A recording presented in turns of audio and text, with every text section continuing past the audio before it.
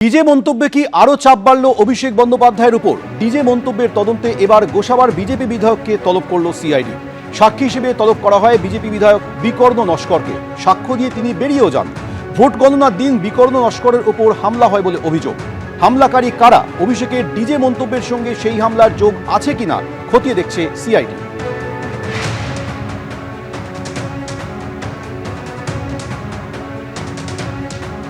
আমরা যখন আমাদের বিজয় হওয়ার পরে আমাদের কার্যকর্তারা একটা বিজয় মিছিল সহযোগে আমরা গোসাবার দিকে ফিরছিলাম, সেই সময় পরেশরাম দাসের যে বিধায়ক কার্যালয় ছিল ক্যানিংয়ে বাস স্ট্যান্ডের কাছেই, বাস স্ট্যান্ডের উপরেই, ওই বিধায়ক কার্যালয়ে পরেশরাম দাস রাজাগাজী উপস্থিত থেকে ওখানে আমার যে বিজয় মিছিল সেই বিজয় মিছিলের উপরে হামলা চালানো হয় এবং এরকম বড় বড় ইট মারা হলো। আমার একটা কান থেকে বেরিয়ে গেল, একটা কানে ঘেঁষে বেরিয়ে গেছে একটা, আর একটা সামনে থেকে বেরিয়ে গেল।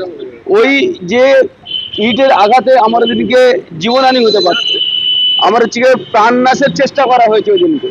ওরা যখন হামলা করছে তখন বলছে বাংলার যুবরাজ অভিষেক ব্যানার্জি জিন্দাবাদ জিন্দাবাদ বলে স্লোগানও দিচ্ছে। এর পিছনে অভিষেক ব্যানার্জি যে বিভিন্ন জায়গায় জায়গায় ডিজে বাজিয়ে রবীন্দ্রসঙ্গীত সঙ্গে সঙ্গে ডিজে বাজানো হবে, এই যে ওনার আলটপকা যে মন্তব্য, এই মন্তব্যের জন্যই কিন্তু এটা ঘটনা ঘটেছে। ভোটের প্রচারের সময় একাধিকবার ডিজে বাজানো নিয়ে মন্তব্য করেছিলেন অভিষেক বন্দ্যোপাধ্যায়। কি বলেছিলেন শোনাবো। 4 তারিখ মমতা বন্দ্যোপাধ্যায় যতই উদার হোক, আরামবাগের স্টিয়ারিং আমার হাতে থাকবে। ডিজে তো বাজবেই, এমন জোরে বাজবে কান ঝালাফালা করে দেবো। 4 তারিখ জবাব হবে। মমতা ব্যানার্জির উদারতা, অনেক উদারতা হয়েছে। 4 তারিখ ফল ঘোষণা হবে, রবীন্দ্রসঙ্গীতের সাথে ডিজেও বাজবে, এবার বলে দিয়ে গেলাম। যারা মানুষের প্রতি অবিচার করেছে, মানুষকে অপমানিত করেছে, তাদের জন্য এবার রবীন্দ্রসঙ্গীত না, এবার 4 তারিখ ডিজে বাজবে। তৈরি থাকো। 4 তারিখ সন্ধে অবধি অপেক্ষা করতে হবে না, 1টার পর থেকে ডিজে বাজবে রবীন্দ্রসঙ্গীতের সুরে। কে কত বড় নেতা আমি তালিকা তৈরি করে রেখেছি। ব্লক ধরে ধরে, পঞ্চায়েত ধরে ধরে সুদে আসলে হিসেব হবে। 4 তারিখ কিন্তু রবীন্দ্রসঙ্গীতের সাথে ডিজে বাজবে। মনোযোগ দিয়ে আমার কথা শুনবে।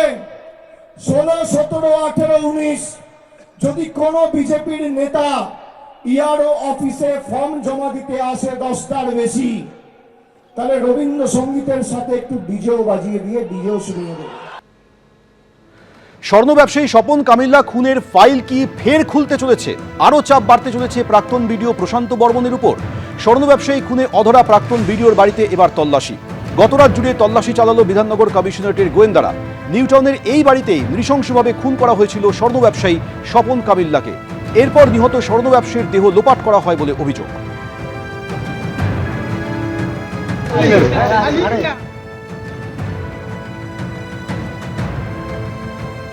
আমরা এই মুহূর্তে যেই বাড়ির সামনে রয়েছি, এটাই প্রশান্ত বর্মন প্রাক্তন বিডিও, তার নিউটাউনের বাড়ি।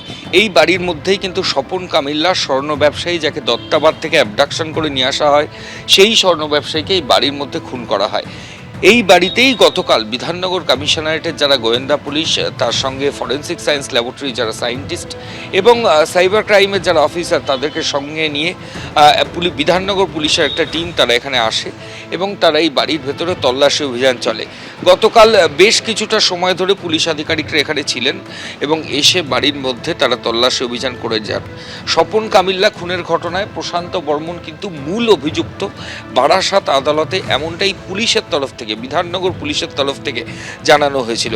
শুধু তাই নয়, স্বপন কামিল্লাকে অপহরণ করে এই বাড়ির মধ্যে নিয়ে আসার পর এই বাড়ির ভেতরেই বেল্ট দিয়ে তাকে বেধড়ক মারধর করেন ওই প্রাক্তন বিডিও এবং তারপর মৃত্যু হওয়ার পর ওই স্বপন কামিল্লাকে এই বাড়ি থেকে নিয়ে গিয়ে তার গাড়িতে করে খালের ধারে যাত্রাগাছিতে সেই বডি ডিসপোজ করা হয়, সেই বডি ফেলে দেওয়া হয়।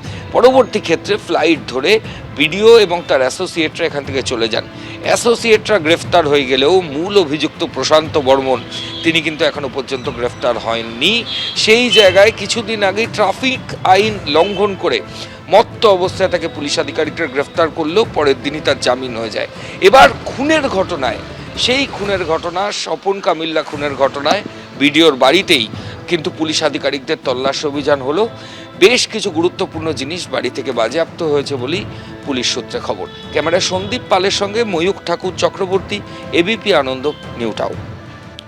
এবার কি খুলতে চলেছে বরুণ বিশ্বাস ফাইলস? শুটিয়ার নিহত প্রতিবাদী শিক্ষকের বাড়িতে গেলেন সিআইডি আধিকারিকরা। বরুণ বিশ্বাসের দিদির সঙ্গে তারা কথা বললেন। বিচার চেয়ে আগেই মুখ্যমন্ত্রীর দ্বারস্থ হয়েছে বরুণ বিশ্বাসের পরিবার। 2012-র 5ই জুলাই বরুণ বিশ্বাসকে গুলি করে খুন করা হয়। কলকাতার মিত্র ইনস্টিটিউশনের শিক্ষক ছিলেন বরুণ বিশ্বাস। 14 বছর পার হয়ে গেছে। বিচার চায় বরুণ বিশ্বাসের পরিবার।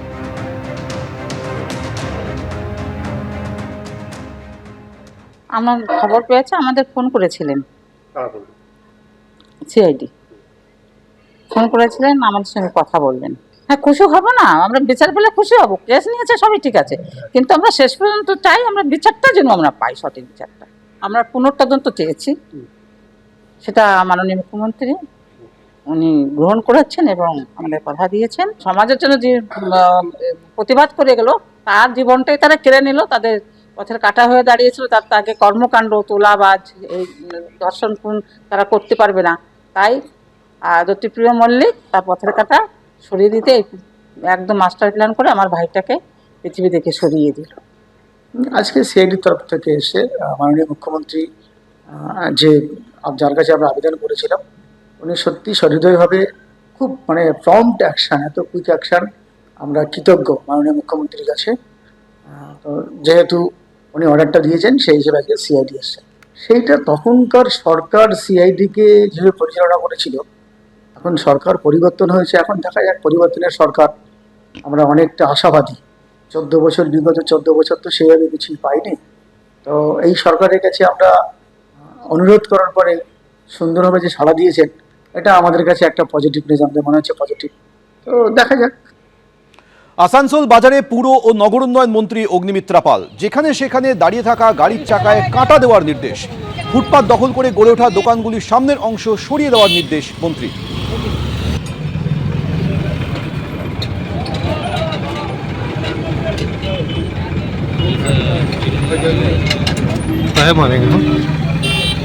ড্রাইভার কে আছে এটা?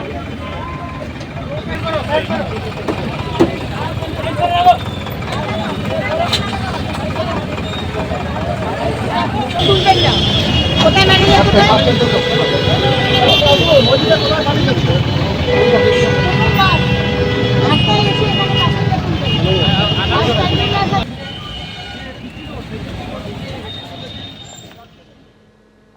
প্রথম লেভেল অফ ফুটপাথ হয়ে গেছে পুরো আসানসোল বাজারে। এখন ফুটপাথ আছে। Second level of footpath, first level of footpath তখন, সেকেন্ড লেভেল অফ ফুটপাথ যেটা আমাদের ব্ল্যাক রোড, সেই রাস্তার পাশে দোকান, ঠেলা গাড়ি, ফলের দোকান দখল হয়ে যাচ্ছে। লোকের পার্কিংয়ের জায়গা নেই, তাই আজকে পার্কিংয়ের জায়গা দেখতে এসেছিল। আমরা দপ্তর থেকে আজকে পার্কিংয়ের জায়গা করবো যাতে মানুষের অসুবিধা না হয়। আর বাসগুলো টার্মিনাল থেকে বেরিয়ে এসে রাস্তায় দাঁড়িয়ে প্যাসেঞ্জার তুলছে, আজকে ট্রাফিক জ্যাম হচ্ছে, করা যাবে না। বাস টার্মিনাসের ভেতরে প্যাসেঞ্জার তুলবেন, তারপর বাইরে আসবেন। এদিকে বারাসাত মেডিকেল কলেজে সারপ্রাইজ ভিজিটে স্বাস্থ্যমন্ত্রী শারদ দত্ত মুখোপাধ্যায়।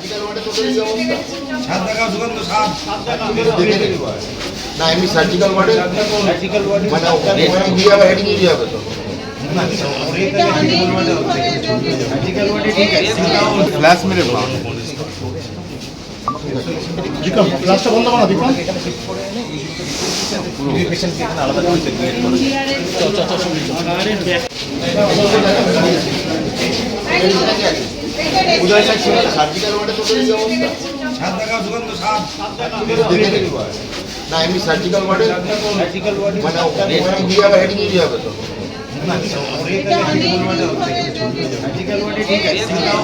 মেরে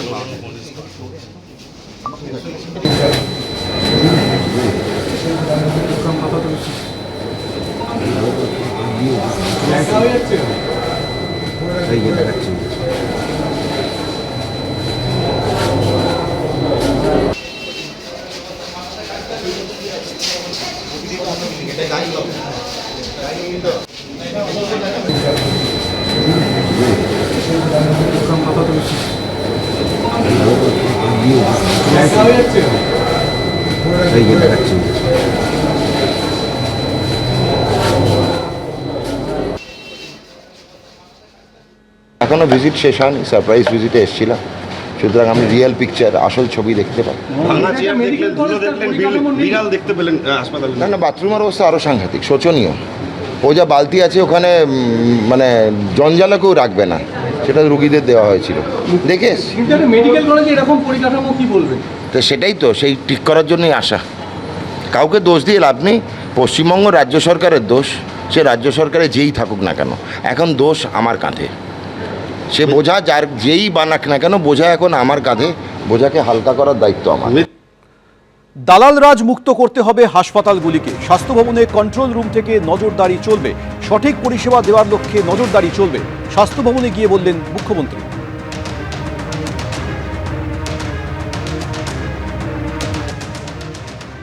এই কন্ট্রোল রুমটাকে লাইভ মনিটর এই জন্য করা হয়েছে যাতে কোনো দালাল, যাকে আজকে সকালে ওখানে দেখা গেছে, কাল সকালে দেখতে না পাওয়া যায়।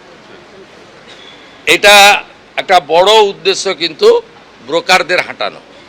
রুগী কখনো দুদিন পর পর যাবে না ব্লাড টেস্ট করতে, রুগী কখনো আলট্রাসোনোগ্রাফি করতে পর পর দুদিন যাবে না, তাহলে চিহ্নিত হয়ে যাবে একটা লোক যে সোমবার সকালেও দাঁড়িয়ে আছে, মঙ্গলবারও দাঁড়িয়ে আছে, বুধবারও দাঁড়িয়ে গেছে।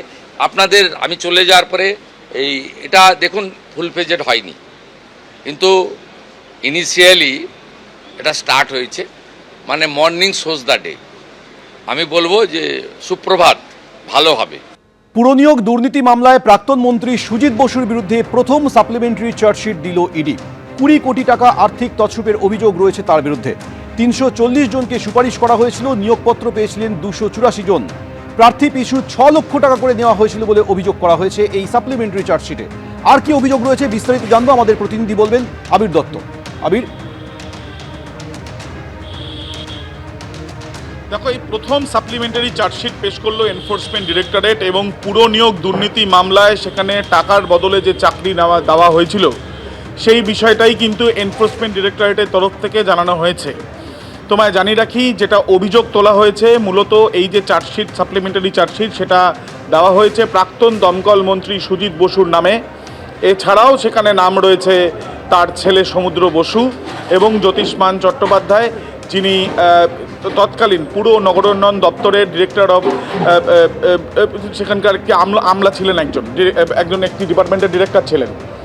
এবং এই যে তাদের নামে যে অভিযোগ বা তাদের নামে যে চার্জশিট দেওয়া হয়েছে, সেই চার্জশিটে উল্লেখ করা হয়েছে যে প্রায় 250 কোটি টাকার কিন্তু আর্থিক তছরূপের অভিযোগ তারা পেয়েছেন।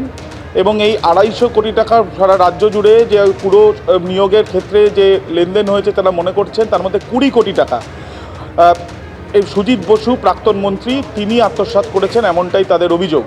এবং সেখানে এটাও তাদের তরফ থেকে বলা হচ্ছে, এনফোর্সমেন্ট ডিরেক্টরেটের তরফ থেকে, যে 340 জনকে সুপারিশ করা হয়েছিল চাকরির জন্য, যেটা সুজিত বসু করেছেন, এবং তার মধ্যে থেকে 284 জন নিয়োগপত্র পর্যন্ত পেয়ে গিয়েছিল। এক একটি চাকরির ক্ষেত্রে 6 লক্ষ টাকা করে নেওয়া হয়েছে, এমনটাও কিন্তু এনফোর্সমেন্ট ডিরেক্টরেট তাদের চার্জশিটে উল্লেখ করেছেন। অর্থাৎ পুরো নিয়োগ দুর্নীতি মামলায় যে গ্রেপ্তার করা হয়েছিল সুজিত বসুকে, দফায় দফায় তাকে জিজ্ঞাসাবাদের প্রক্রিয়া চালানো হয় এবং পরবর্তীতে তাকে গ্রেপ্তার করা হয়। এবং তারপরে আমরা দেখলাম যে এবার চার্জশিট দেওয়া হয়েছে, সাপ্লিমেন্টারি চার্জশিট প্রথম।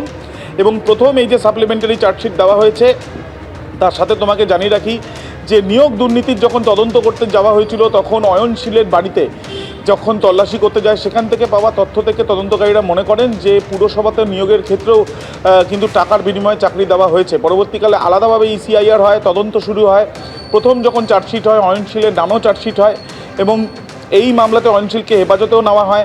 পরবর্তীকালে তদন্ত যত এগিয়েছে, তার সাথে সাথে দক্ষিণ দমদম পুরসভার ক্ষেত্রে যে বিভিন্ন চাকরি দেওয়া হয়েছে এবং সেই ক্ষেত্রে টাকার বিনিময়ে চাকরি হয়েছে, সেই বিষয়গুলো তদন্তে উঠে এসছে বলে আদালতে জানান এনফোর্সমেন্ট ডিরেক্টরেটের আধিকারিকেরা। এবার সাপ্লিমেন্টারি চার্জশিট প্রাক্তন দমকল মন্ত্রীর বিরুদ্ধে, সুজিত বসুর বিরুদ্ধে এবং সঙ্গে তার ছেলে এবং একজন আমলার বিরুদ্ধেও দেওয়া হয়েছে, জ্যোতিষ্মান চট্টোপাধ্যায়। এবং এই যে 3 জনের নামে দেওয়া হয়েছে তাছাড়াও আরও 2টি সংস্থার নামে দেওয়া হয়েছে, যেই সংস্থার মাধ্যমেই টাকার লেনদেন হয়েছিল বলে তদন্তকারী আধিকারিকরা অর্থাৎ এনফোর্সমেন্ট ডিরেক্টরেটের অফিসাররা তারা তাদের চার্জশিটের মাধ্যমে আদালতে জানিয়েছেন। ধন্যবাদ আবি। আর এবার আপনাদের দেখাবো যে তদন্তকারীরা দাবি করেছেন যে একেবারে রেট চার্ট বেঁধে পুরসভায় চাকরি বিক্রি করা হয়েছিল। কেন্দ্রীয় তদন্তকারী সংস্থা সূত্রে দাবি 4 থেকে 7 লক্ষ টাকা দরে বিভিন্ন পুরসভায় দেদার চাকরি বিক্রি করা হয়েছে। তার মধ্যে যেমন পুরসভার শ্রমিক, গাড়ির চালক, সাফাই কর্মী। পুরসভার গ্রুপ ডির চাকরির দাম ছিল ন্যূনতম 4 লক্ষ টাকা, গ্রুপ সির চাকরির দাম ছিল ন্যূনতম 7 লক্ষ টাকা। পুরসভায় টাইপিস্টের চাকরি পেতে গেলে রেট শুরু হতো 7 লক্ষ থেকে। এইভাবেই বিভিন্ন পদের জন্য একেবারে টাকা বেঁধে দেওয়া হয়েছিল, আর এইভাবেই রেট চার্ট তৈরি করে দুর্নীতি হতো গোটা রাজ্য জুড়ে।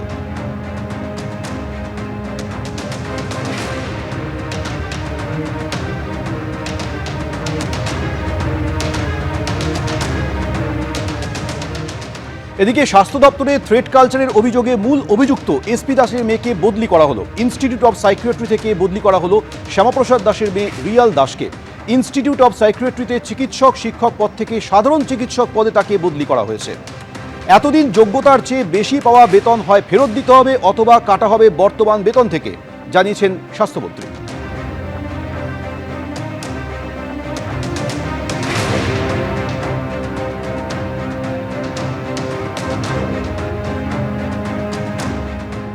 থ্রেড কালচার এবং নর্থ বেঙ্গল লবির প্রধান যিনি অভিযুক্ত সেই এসপি দাসের মেয়ে রিয়াল দাস, তাকে ইনস্টিটিউট অফ সাইকিয়াট্রির অ্যাসিস্ট্যান্ট প্রফেসর পদ থেকে বদলি করা হলো সাধারণ চিকিৎসক পদে।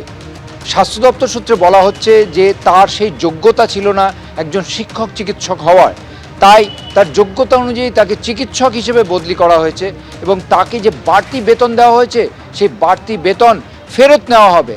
সেটা তার বর্তমান বেতন থেকে অ্যাডজাস্ট হবে কিনা তা নিয়ে চূড়ান্ত সিদ্ধান্ত হয়নি। তবে এই বিষয়ে রিয়াল দাস বা এসপি দাসের কোনো প্রতিক্রিয়া মেলেনি। ক্যামেরায় অভিজিৎ দত্তের সঙ্গে ঝিলম করঞ্জাই, এবিপি আনন্দ, কলকাতা। রিয়াল দাসের কোনো স্নাতকোত্তর ডিগ্রি নেই, তিনি কি করে চিকিৎসক শিক্ষক থাকেন? রিয়াল দাসকে সঠিক জায়গায় পাঠানো হয়েছে, মন্তব্য স্বাস্থ্যমন্ত্রী শরৎ মুখোপাধ্যায়। রিয়াল জায়গায় পাঠিয়ে দিয়েছি যেখানে ওনার থাকার কথা ছিল। ওনার তো এখানে কোনো স্নাতকোত্তর ডিগ্রি নেই, তো উনি কি করে চিকিৎসক শিক্ষক হবেন? চিকিৎসক শিক্ষকের ন্যূনতম যেটা দরকার সেটা হচ্ছে স্নাতকোত্তর ডিগ্রি। উনি ডিগ্রি ছাড়াই ঢুকে পড়েছিলেন। বাবার একটা বড় ডিগ্রি হচ্ছে উনি এমডি বাবা, তো ওনার বাবা এমডি ছিলেন, তাই উনিও এমডি হয়ে গেলেন। এইরকমভাবেই তো স্বাস্থ্য দপ্তর চলছিল। আর ওনাকে এটাও বলেছি এতদিন ধরে উনি যে তফাৎটা হয়েছে ওনার পে প্যাকেটের, উনি যে টাকাটা পেয়েছেন সেটা আমরা হিসেব নিকেশ করছি, ফেরত দিতে হবে। সরকারি টাকা তছনছ করার দায়িত্ব নিতে হবে ওনাকে ফেরত দিতে হবে। উনি যদি বেশি মাইনে পেয়ে থাকেন তাহলে সেটা ফেরত হবে বা ওনার সঙ্গে অ্যাডজাস্টমেন্ট করা হবে। উনি যে যা পদে থাকার জন্য উপযুক্ত সেই পদেই ওনাকে, ওনার রিয়াল পদটা, ওই রিয়াল পদে আমরা পাঠিয়ে দিয়েছি ওনাকে। এবিপি আনন্দ, এগিয়ে থাকে, এগিয়ে রাখে।